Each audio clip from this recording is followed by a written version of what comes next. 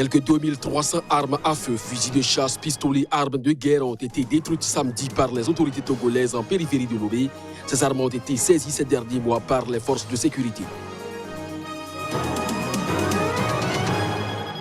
Au Nigeria, 2 semaines après le verdict de la Haute Cour de justice, Atiku Abubakar, dont le recours a été rejeté, a fini par rompre le silence. C'est fait à travers un communiqué dont Abdoulaye Issa a copié. Une marche pour le climat dégénéré samedi après-midi au cœur de Paris. Des incidents ont éclaté lorsque la manifestation a été infiltrée par un millier de militants radicaux qui ont incendié des poubelles et saccagé des magasins. Ainsi se présente le sommaire de cette édition. Mesdames, Messieurs, bonjour et bienvenue. En Somalie, le président Mohamed Abdoulaye Mohamed a promulgué une loi contre la corruption, un acte attendu de longue date dans ce pays qui constitue l'un des plus corrompus du monde. En 2018 déjà, la Somalie occupait la dernière place au classement de Transparency International des pays où la perception de la corruption est la moins aiguë. Reportage. Le président somalien Mohamed Abdoulaye Mohamed a promulgué samedi une loi contre la corruption attendue de longue date dans l'un des pays les plus corrompus du monde. Selon un communiqué de la présidence somalienne, la nouvelle loi va permettre la création de commissions anticorruption indépendantes au niveau fédéral comme au niveau régional.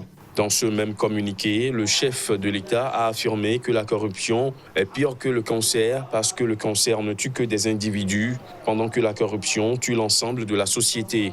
À travers cette volonté de lutter contre la corruption, les autorités souhaitent améliorer leur image et gagner la confiance du Fonds monétaire international et de la Banque mondiale en vue d'obtenir un allègement de la dette de la Somalie.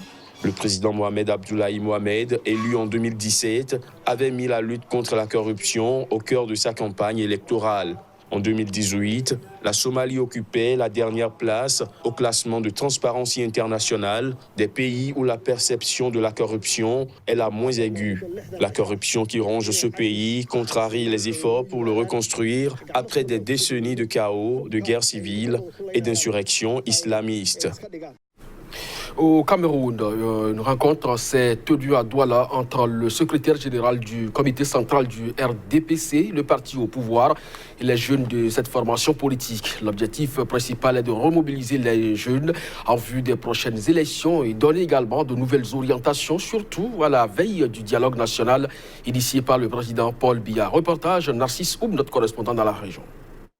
Jean Kouété, secrétaire général du comité central du Rassemblement démocratique du peuple camerounais, à la tête d'une délégation du comité central, était ce vendredi à Douala pour remobiliser les jeunes de son parti en vue des prochaines échéances électorales. Surtout à la veille du grand dialogue national initié par le président de la République. Dans le cadre de l'animation normale du parti, le secrétaire général est venu à la rencontre des jeunes du littoral qui en avait exprimé le vœu depuis longtemps. Et c'était une promesse qu'il avait faite. Il est là, il est venu les écouter, il est venu leur dire ce qu'ils ont à faire par rapport à l'actualité, par rapport aux échéances à venir. Le secrétaire général du comité central du RDPC, au cours de cette séance de travail, a appelé tous les responsables à la base à préparer dès maintenant et minutieusement les prochaines échéances électorales, à savoir les élections municipales, législatives et régionales qui pointent à l'horizon. Rien ne se fera plus dans le littoral sans les jeunes de l'OGRDPC du littoral. Les quotas seront respectés. L'objectif de cette réunion, qui répond à un besoin urgent de mobiliser les troupes dans la perspective des échéances électorales à venir, était beaucoup plus de rappeler leurs responsabilités électorales aux militants, dont certains avaient, durant la dernière élection présidentielle, accordé leur suffrage aux adversaires du RDPC. Quand on nous impose plus, n'est-ce pas, les candidats, nous voulons, n'est-ce pas, les primaires, parce que ça frustre aussi la base du parti. Pour le mot de fin, Jean Kouété, le secrétaire général du comité central du RDPC, parti au pouvoir, a demandé à ses camarades de la région du littoral de faire table rase de tous les différends et de regarder ensemble dans la même direction. Au Togo, quelques 2300 armes à feu, fusils de chasse, pistolets, armes de guerre ont été détruites samedi par les autorités togolaises en périphérie de la capitale Lomé. Ces armes ont été saisies ces derniers mois par les forces de sécurité. L'opération s'est déroulée dans le cadre de la Journée internationale de la paix. Disposées sur des palettes de bois, les armes ont été brûlées au champ de tir d'Agouenivi, dans la banlieue nord de Lomé, ainsi que 10 000 munitions dans des fourneaux sécurisés. D'après le ministre togolais de la Sécurité, le gouvernement, en prenant la décision de brûler ces armes, réaffirme sa ferme volonté, son engagement et sa détermination à préserver la paix, élément essentiel pour le développement d'un pays. Je demande aux forces de l'ordre et de sécurité de continuer dans ce sens, pas d'état d'armes pour préserver la paix, a-t-il ajouté. Depuis un an, en effet, les autorités togolaises multiplient les mesures pour empêcher le Togo de basculer dans la violence qui touche son voisin, le Burkina Faso, confronté à des attaques islamistes de plus en plus fréquentes et meurtrières.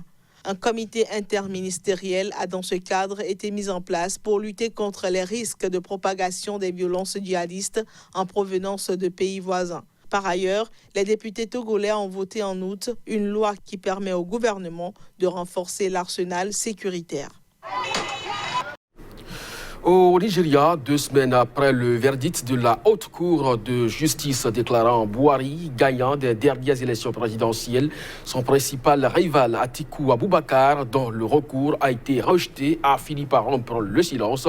Ce fut à la faveur d'un communiqué dont la substance nous est livrée ici à travers ce reportage par Abdoulaye Issa, notre correspondant dans le pays.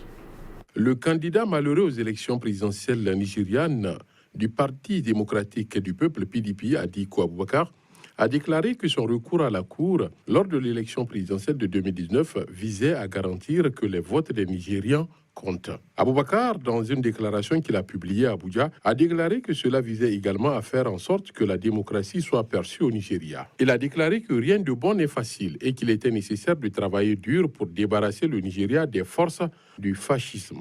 En outre, le candidat à la présidentielle du PDP a déclaré que la voie qu'il avait adoptée pour récupérer son mandat était également pour le rétablissement complet de l'état de droit et de la démocratie au Nigeria. Je dois tellement à ce grand pays du Nigeria qui m'a fait sortir des rues de Djada, où j'ai vendu du bois de chauffage au sommet que j'ai atteint par la bienveillance de Dieu dans la fonction publique. L'ancien président a déclaré que ceux qui ne voulaient pas que le Nigeria devienne une réalité utilisaient tous les trucs du livre pour saper, décourager, déformer, induire en erreur et tromper la population. Cependant, il a déclaré qu'avec l'aide de Dieu et le soutien des Nigérians, il veillerait à ce que le Nigeria soit sur la voie d'une véritable démocratie. Pour finir, il disait « Nous devons redevenir le bastion de la démocratie en Afrique où le droit à la liberté de parole et la liberté après le discours sont garantis. » On parle toujours Nigeria au Bénin. Producteurs et consommateurs craignent l'asphyxie totale depuis que le Nigeria voisin a fermé ses frontières pour lutter contre la contrebande. Il y a plus d'1 mois déjà, les maraîchers, surtout béninois, traînent déjà des millions de francs CFA de dettes. Mais du côté des autorités nigérianes, le ton, loin de baisser, est encore monté ces derniers jours. Les frontières resteront fermées jusqu'à ce que les pays voisins se conforment aux nouvelles dispositions. Reportage. Sur la côte atlantique du Bénin, des dizaines de paniers de tomates pourrissent dans la chaleur moite. La plupart n'ont même pas été ramassés depuis que le Nigeria voisin a fermé ses frontières pour lutter contre la contrebande. Les maraîchers béninois sont asphyxiés économiquement et traînent déjà des millions de francs CFA de dettes depuis la fermeture des frontières. Tout le monde s'affole et on craint l'asphyxie totale après plus d'1 mois de sanctions.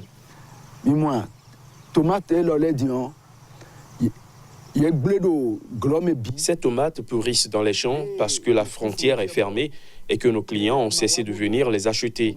Tout a pourri sur le terrain et ça signifie que nous finissons par nous endetter. On vient de commencer la rentrée. On n'a pas les moyens pour pouvoir envoyer les enfants à l'école. Et là où on a pris les crédits, comme on a les produits sous nos bras, on ne sait pas comment rembourser les crédits. Il faut dire que depuis Les fruits et légumes ne s'exportent plus et les conducteurs de voitures, camions ou taxi-motos peinent à faire le plein. Le prix du litre d'essence importé du Nigeria en contrebande ayant grimpé de 325 à 500 francs CFA. C'est tellement difficile avec la fermeture de la frontière. Les contrebandiers traversent la brousse avec 2 bidons à chaque fois qu'ils en ont la possibilité. Le 19 août, le président nigérien Muhammadu Buhari a décidé unilatéralement et à l'encontre de tous les traités commerciaux ou de liberté de circulation de la CEDEAO de fermer les frontières avec le Bénin et le Niger. Il les accuse de mal gérer leurs douanes et de profiter de la porosité des frontières. Au Nigeria, le ton est encore monté ces dernières semaines. Mi-septembre, les services des douanes ont annoncé que les frontières resteront fermées jusqu'à ce que les voisins contrôlent véritablement ce qui passe par les frontières et se conforment aux lois. En Guinée équatoriale, l'eau courante est devenue un objet de luxe depuis quelques jours. La plus grande ville du pays, Bata, en est privée depuis plus de 3 semaines déjà. Et pourtant, cette ville est le poumon économique du pays. Des précisions à travers cet élément. Les habitants de la ville de Bata, en Guinée équatoriale, sont impuissants face à la pénurie d'eau courante qui perdure. Déjà 3 semaines que la situation est la même. Les populations n'ont autre choix que d'acheter l'eau à ceux qui disposent de citernes pour satisfaire à leurs besoins quotidiens. D'après le Premier ministre équato-guinéen Francisco Pascual Obama Assoué, qui a promis samedi que l'eau courante allait être rétablie dans les jours à venir, l'entreprise responsable de l'eau procède aux ajustements techniques. Il n'a pas précisé la raison de cette coupure. L'autorité a juste demandé aux administrés d'être patients.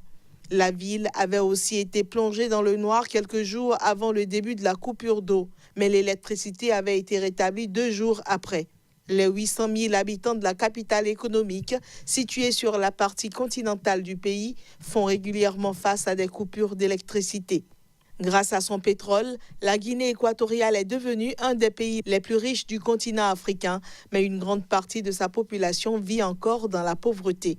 Les ONG dénoncent régulièrement le manque de redistribution des richesses et la corruption qui s'y pratique. Une marche pour le climat a dégénéré samedi après-midi au cœur de Paris. Des incidents ont éclaté lorsque la manifestation a été infiltrée par un millier de militants radicaux qui ont incendié des poubelles et saccagé des magasins. La journée de samedi a été tendue dans la capitale française, Paris, où se sont déroulées plusieurs manifestations. En dehors de la marche pour le climat, une manifestation de gilets jaunes opposée à la politique sociale et fiscale du gouvernement et un défilé contre un projet de réforme des retraites. En début de soirée, au moins 137 personnes avaient été interpellées dans les zones où ils étaient interdits de manifester et 86 avaient été placés en garde à vue selon la préfecture de police. Au centre des tensions, le boulevard Saint-Michel, où des militants radicaux de la mouvance d'ultra-gauche, des Black Blocs et des Gilets jaunes, pour certains masqués, ont jeté des projectiles sur les forces de l'ordre avant de s'en prendre à une agence bancaire. Du matériel urbain a été dégradé et des poubelles incendiées, entraînant l'intervention des pompiers. Les forces de l'ordre ont fait un abondant usage de gaz lacrymogène et ont également tiré avec des lanceurs de balles de défense, une arme controversée responsable de nombreuses blessures au cours des précédentes manifestations des Gilets jaunes. Les participants à la marche pour le climat, au nombre de plusieurs milliers, répondaient à l'appel de nombreuses ONG au lendemain d'une grève mondiale pour le climat historique. Se déroulait également samedi le début des Journées du patrimoine qui attirent chaque année des dizaines de milliers de visiteurs. Les appels se sont multipliés pour une convergence des luttes entre gilets jaunes et militants écologistes.